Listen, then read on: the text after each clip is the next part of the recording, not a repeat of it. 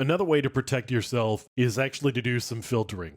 Typically, when we're talking about filtering, we are talking about the media access control or MAC address. And we can do MAC filtering here.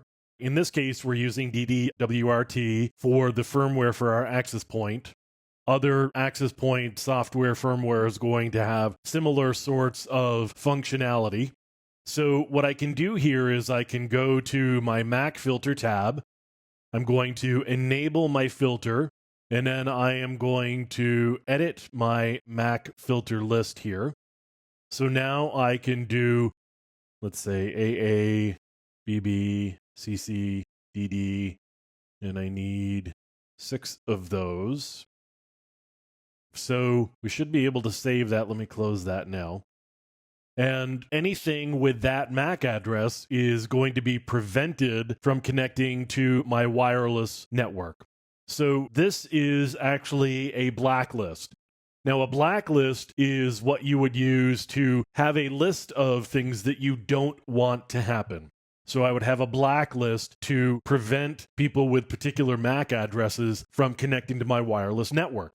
If I wanted to use a whitelist, I could say permit only clients listed to access the wireless network.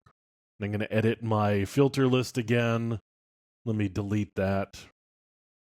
Let me get my wireless client MAC list. So we're going to allow that one, and that should pop up in my list.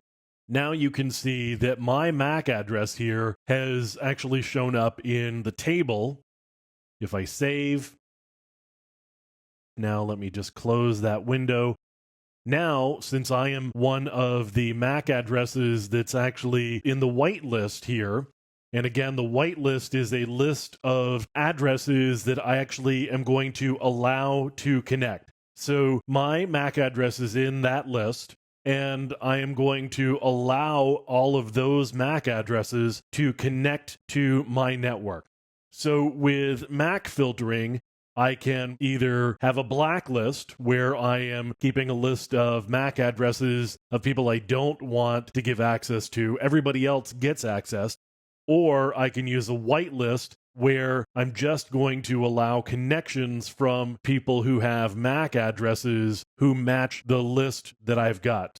So again, I've got my MAC filter list that I can use in DDWRT, and I can create all of my MAC addresses in that list and then determine whether I want to turn the filter on or off and determine whether I want to use a whitelist or a blacklist.